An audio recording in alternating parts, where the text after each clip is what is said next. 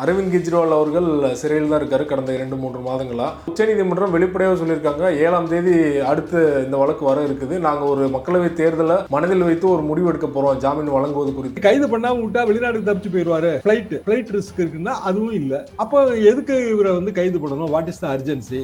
தேர்தல் பிரச்சாரத்துக்கு இவரை நாங்கள் இடைக்கால ஜாமீன் கொடுக்கலாம்னு நினைக்கிறோம்ட்டாங்க. ஆனா அப்படி கொடுத்தா அடுத்த கட்ட தேர்தலில் இப்போ டெல்லியில் தேர்தல் 25ஆம் தேதி தான். அது ஒருவேளை ஒரு இடைக்கால ஜாமீன் கிடைத்து வெளியில வந்தாலுமே நிபந்தனைகள்லாம் விதிக்க வாய்ப்பு இருக்கு இல்லையா? அவர் வெளியில உட்கார்ந்து இருந்தாலே போதுமா? தேர்தல் வேலை பார்க்கணும்ல.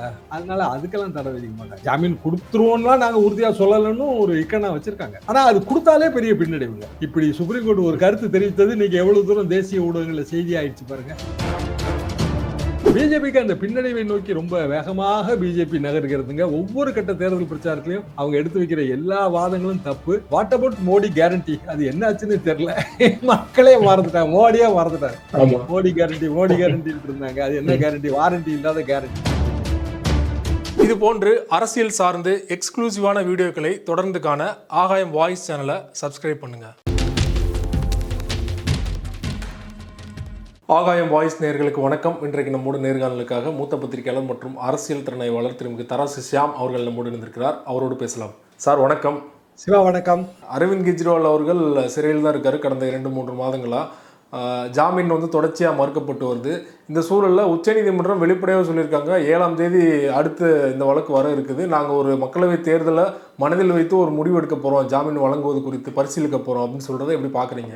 இடைக்கால ஜாமீன் வழங்க வாய்ப்பு இருக்குன்னு நான் பல இடங்களில் சொல்லியிருக்கேங்க, பல வீடியோக்களையும் பதிவு பண்ணியிருக்கேன். என்ன காரணம் அப்படின்னா, அர்ஜென்சி ஆஃப் அரெஸ்ட். எப்போவுமே கிரிமினல் நடவடிக்கை எடுக்கும்போது வாட் இஸ் த அர்ஜென்சின்னு கேட்பாங்க. இப்போ ஒரு கொலை குற்றம், கொள்ளை குற்றம், உடனே அர்ஜென்டான நடவடிக்கை எடுக்கணும். இன்னும் சொல்ல போனா பிரிவென்டிவ் அரெஸ்டே பண்ணலாம். ஒருத்தர் கொலை பண்ணிடுவான் அப்படின்னு போலீஸுக்கு தெரிஞ்ச பிறகு கொலை பண்ணட்டும்னா காத்திருப்பாங்க.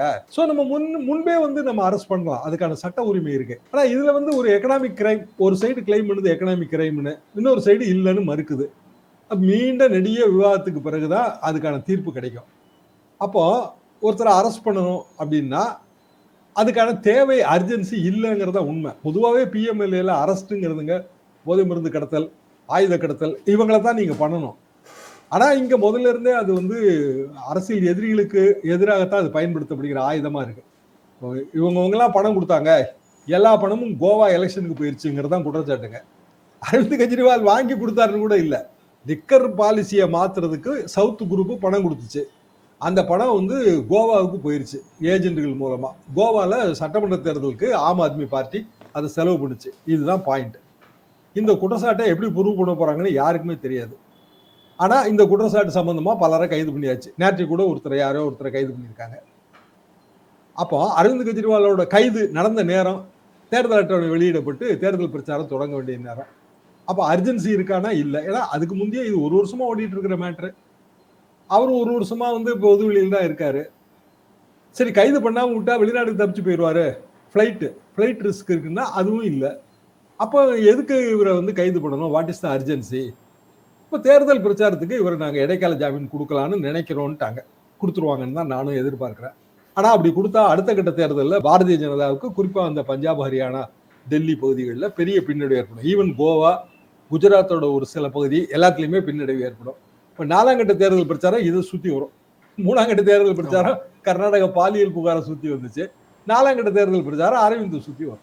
இப்போ டெல்லியில் தேர்தல் 25ஆம் தேதி தான். அது ஒருவேளை ஒரு இடைக்கால ஜாமீன் கிடைத்து வெளியில வந்தாலுமே நிபந்தனைகள்லாம் விதிக்க வாய்ப்பு இருக்கு இல்லையா? பிரச்சாரம் பண்ணலாம் அனுமதிப்பாங்கன்னு நினைக்கிறீங்க? தேர்தலுக்கு ஜாமீன் கொடுத்தாங்கன்னா பிரச்சாரத்துக்கு தடை விதிக்க மாட்டாங்க. ஓகே. அவர் வெளியில உட்கார்ந்து இருந்தாலே போதுமா? தேர்தல் வேலை பார்க்கணும்ல. ஆமா. அதனால அதுக்கெல்லாம் தடை விதிக்க மாட்டாங்க. ஜாமீன் கொடுத்துருவோம்லாம் நாங்க உறுதியா சொல்லலன்னு ஒரு இக்கணா வச்சிருக்காங்க. கொடுத்துருவாங்க அப்படிங்கிற எதிர்பார்ப்பு இருக்கு. அரவிந்துக்கான இடைக்கால ஜாமீன் கொடுத்துருவாங்க. ஆனா அது கொடுத்தாலே பெரிய பின்னடைவுங்க. இப்படி பேசுனதே பின்னடைவு. இப்படி சுப்ரீம் கோர்ட் ஒரு கருத்து தெரிவித்தது இன்னைக்கு எவ்வளவு தூரம் தேசிய ஊடகங்கள்ல செய்தி ஆயிடுச்சு பாருங்க. அப்ப இந்த கட்ட தேர்தல் நடக்கிறப்பவே இந்த பின்னடைவு வரும். அதாவது வேணும்னே கைது பண்ணிட்டாங்க, எதிரிகளை எல்லாம் ஒழிக்கிறாங்க, அரசியல் அதிகாரத்தை தவறா பயன்படுத்துறாங்க, மத்திய புலனமைப்புகளை தவறா பயன்படுத்துறாங்க. இந்த குற்றச்சாட்டு ஆமா சுப்ரீம் கோர்ட்டே சொல்லுதுங்க அப்படின்னு ஆயிருது இல்லையா? நாளை வரைக்கும் பிரச்சாரம் இருக்குல்ல, நாளை வரைக்கும் இது பேசு பொருளா இருக்குமே. நேத்துல இருந்து இன்னைக்கு நாளை வரைக்கும் பேசு பொருள். பிஜேபிக்கு அந்த பின்னடைவை நோக்கி ரொம்ப வேகமாக பிஜேபி நகர்கிறதுங்க. ஒவ்வொரு கட்ட தேர்தல் பிரச்சாரத்திலையும் அவங்க எடுத்து வைக்கிற எல்லா வாதங்களும் தப்பு. What about Modi guarantee? அது என்ன ஆச்சுன்னு தெரியல. மக்களே மறந்துட்டாங்க. மோடியா மறந்துட்டாங்க. ஆமா. மோடி கேரண்டின்னு இருந்தாங்க. அது என்ன கேரண்டி? வாரண்டி இல்லாத கேரண்டி. Right sir. அதே போல காங்கிரஸோட கோட்டையான ரேபரேலி தொகுதியில் ராகுல் காந்தி இந்த முறை களமிறங்க இருக்கிறார். இந்திரா காந்தி முதல் சோனியா காந்தி வரைக்கும் வெற்றி பெற்ற தொகுதி. இந்த முறை வந்து சோனியா காந்தி வந்து போட்டியிடாமல் போயிட்டாங்க. எதிர்க்கட்சிகள் பிரதமர் மோடி வந்து வெளிப்படையாக குற்றச்சாட்டு வைக்கிறார். தோல்வி பயத்தினால தான் அமைதியிலிருந்து அவர் ரேபரேலி போயிட்டாரு அப்படின்னு சொல்றாரு இல்லையா? நீங்க எப்படி பாக்குறீங்க? இல்லை, ரேபரேலி வந்துங்க, அது ஆக்சுவலாக இந்திரா காந்தியோட கணவரோட தொகுதி. அந்த காலத்தில் அது மிகப்பெரிய புகழ்பெற்றது. இன்னும் சொல்லப்போனால் இந்தியா முழுவதும் நல்ல அறிமுகமான பேர் வந்து ரேபரேலி. அதுக்கு பிறகு அது பல்வேறு காலகட்டங்கள் இந்திரா காந்தி அம்மா போட்டிட்டாங்க. இந்திரா காந்தி அம்மாவே வந்து ராஜ்நாராயணன் 77 தோத்தாங்க. அப்போ எங்களுக்கு உற்சாகமாக இருந்துச்சு. ராஜ்நாராயணன் வீழ்த்தி விட்டார், ஜெயண்ட் கில்லர் அப்படிம்பாங்க அவரை. இப்படி பல கட்ட மாறுதல்கள். சோனியா காந்தி ரெப்ரசன்ட் பண்ணாங்க. உடம்பு சரியில்லை, அவங்க வந்து இந்த தடவை போட்டி போடல, மாநிலங்களவை எம்பி ஆயிட்டாங்க. ஆனால் அந்த இடத்துல இவரை நிறுத்துறதோ என்ன தோல்வி பயம் என்ன வந்தது? ஒன்றும் கிடையாதுங்களே. அப்போ அமேதியில் வந்து பிரியங்கா காந்தியை நிறுத்தலை. அவங்களே விளக்கம் சொல்கிறாங்க. அவங்க சூப்பர் ஸ்டார் கேம்பெயினர், இந்தியா முழுவதும் போகணும். இவங்க நோக்கம் என்னன்னா, ஒருத்தரை வந்து ஒரு தொகுதியில் சிறைப்படுத்தி அந்த பிரச்சார வலிமையை குறைக்கிறது வந்து பிஜேபியோட நோக்கம். அதுக்கு காங்கிரஸ் கட்சி ரொம்ப கிளவராக மூவ் பண்ணிருச்சு இந்த வாட்டி. மாஸ்டர் ஸ்ட்ரோக்கு அந்த அரசியல் சதுரங்க ஆட்டத்தில் இந்த வாட்டி காங்கிரஸ் கட்சியோட நகர்வுகள் தான் ரொம்ப பிரமாதமாக இருக்கு. அவங்க கடைசி வரைக்கும் அமைதியாக இருந்துட்டு ரேபரேலி வயநாடு தேர்தல் முடிஞ்ச பிறகு ரேபரேலியில் வந்து போட்டின்னு அறிவிச்சிட்டாங்க. இதே பிஜேபி செஞ்சிருந்தா பார்த்தீங்களா சாணக்கியத்தனோ, மோடி அவர்களின் அற்புதமான மூளை, அமித்ஷாவின் ராஜதந்திரத்தை பார்த்தீர்களான்னு வியந்து ஓதிடுவாங்க நம்ம தேசபக்தர்கள்லாம். அதே வந்து காங்கிரஸ் கட்சி செஞ்சிச்சுன்னா பாருங்க தோல்வி பயம் எல்லாம் பின்னங்கால் பிழைப்பட ஓடுகிறார்கள் இப்படி அவங்க சொல்றாங்க. ஆளுக்கு தகுந்த மாதிரி பேசுறாங்க, அவ்வளவுதான். Right sir. நீங்கள் சொன்னது மாதிரி இது மாஸ்டர் ஸ்ட்ரோக்னே எடுத்துக்கிட்டாலுமே அமைதியில் வந்து போட்டியிடாததுக்கு ஒரு காரணம் இருக்கு இல்லையா? அது சென்ற முறை வந்து ஸ்மிருதி இரானிட்ட தோல்வி அடைஞ்சிருந்தாரு. அது ஒரு ஃபேக்டராக இருந்திருக்குமோ ஒரு தொகுதி மாறினதுக்கு? இருக்கலாங்க, அதில் என்ன தப்பு இருக்கு? ஒரு ஒரு தலைவர் சேஃப் கான்ஸ்டிடியூன்சியில் இருக்கிறதா உண்மையிலேயே நல்லது. அப்போ ஏன் வாரணாசியிலேயே போட்டி போடுறாரு மோடி? தமிழ்நாட்டில் நாங்கள் அத்தனை பிடிக்கும் எத்தனை பிடிக்கும்னு சொல்லும்போது இங்கே ராமநாதபுரத்தில் போட்டி போட வேண்டியதானே? முதல்ல அப்படி தானே சொன்னாங்க. ராமேஸ்வரத்தை உள்ளடக்கிய ராமநாதபுரம் எம்பி, வாரணாசி தொகுதி, காசியிலும் ராமேஸ்வரத்தும் ஒரே நேரத்தில் எம்பி. எத்தனை டிவி டிபேட்ல வந்து பிஜேபி ஸ்போக்ஸ் பர்சன்ஸ் பேசினாங்க இதை. அப்ப ஏன் வந்து அதை பத்தி பேச்சு மூச்சே காணுமே? ஏன்னா வாரணாசி சேஃப், அது கரெக்ட் தான். மோடி வந்து எல்லா இடத்துக்கும் டூர் போக வேண்டிய கட்டாயத்தில் இருக்காரு. அவர் ஒரு பெரிய சூப்பர் ஸ்டார் கேம்பெயினர். இப்போ சேஃபான ஒரு கான்ஸ்டிடியூன்சியில் போட்டி போட்டுறது தான் நல்லது.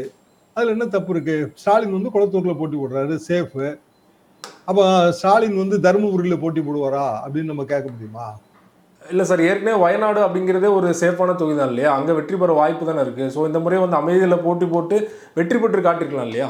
அமேதி வந்து ஆஸ் இட் இஸ் போன தேர்தல் முடிவுகளை வச்சு தான் யாருமே ஜட்ஜ் பண்ணுவாங்க. அது சேஃப் இல்லைன்னு நினைச்சிருக்கலாம், அது தவறுன்னு நான் சொல்ல வரல. ரேபரேலி அது வந்து தாயார் வந்து வெக்கேட் பண்ற தொகுதி, நம்ம நிக்கணும்னு நினைச்சிருக்கலாம் சென்டிமெண்டலா கூட, அதுவும் தப்புன்னு நான் சொல்ல வரல. ஆனா அதை கிரிட்டிசைஸ் பண்ற உரிமை வந்து யாருக்கும் கிடையாது. காரணம் அந்தந்த கட்சி எடுக்கிற முடிவு. அப்போ மோடி அவர்கள் 2 தொகுதியில் போட்டி போட்டு 2லயுமே ஜெயிச்சிருக்காங்க. ஒரு தொகுதியை ராஜினாமா பண்ணியிருக்காங்க. நம்ம ஊர்லயே பசுமன் தேவர் எப்பவுமே 2 தொகுதி தான் அந்த காலத்துல இருந்தேங்க. ஆனா ஒரு ஜெயலலிதா அவர்கள் 4 தொகுதியிலலாம் போட்டிக்கிட்டாங்க இல்லையா? வேட்புமனு தாக்கல் பண்ணாங்க. 91 வந்து காங்கேயம் அண்ட் பர்கூர் இல்லையா? அந்த அவங்க காங்கேயம் ராஜினாமா பண்ணலதான் ஆர்எம்வி வந்து காங்கேயம் எம்எல்ஏ ஆனாரு, எம்எல்ஏ ஆகி மந்திரி ஆனாரு. இது வந்து தலைவர்களை அவங்க செல்வாக்கு காட்டிக்கிறதுக்கு செய்யறது தான். தேர்தல் ஆணையம் இல்ல நம்ம சட்ட விதிகளை திருத்தி ஒருத்தர் ஒரு தொகுதியில் தான் போட்டி போடணும் அப்படின்னு திருத்தினா அது ஓகே தான். ஏன்னா 2 தொகுதியில போட்டி போடும்போது வெட்டி செலவு, ஒரு தொகுதி ராஜினாமா பண்ண பிறகு இன்னொரு வாட்டி தேர்தல் நடத்த வேண்டியது இருக்கு. அது நல்லதான்னு கேட்டீங்கன்னா நல்லது இல்லைன்னு தான் நான் சொல்லுவேன். ஆனா அது அளவு பண்ணும்போது தலைவர்கள் அவங்க செல்வாக்க காட்டிக்கிறதுக்காக அப்படி நிக்கிறாங்க. 2 தொகுதியில போட்டிட்டு 2ஐயும் ஜெயிக்கிறதுன்னு இது காலங்காலமா தொடர்ந்து நடந்து வருகிற ஒரு விஷயம்தான். அதனால ஒரு தொகுதியை அவாய்ட் பண்றதுனால தோல்வி பயம்னு அப்படி எடுத்துக்க வேண்டிய அவசியம் இல்லை. அது ஒரு கிளவர் மூவ், மாஸ்டர் ஸ்ட்ரோக்னு தான் நான் பார்க்குறேன். சார் ரொம்ப நன்றி சார், உங்கள் நேரத்தை ஒதுக்கி பல்வேறு தகவல்களோட பகிர்ந்து கொண்டீங்க. மிக்க நன்றி.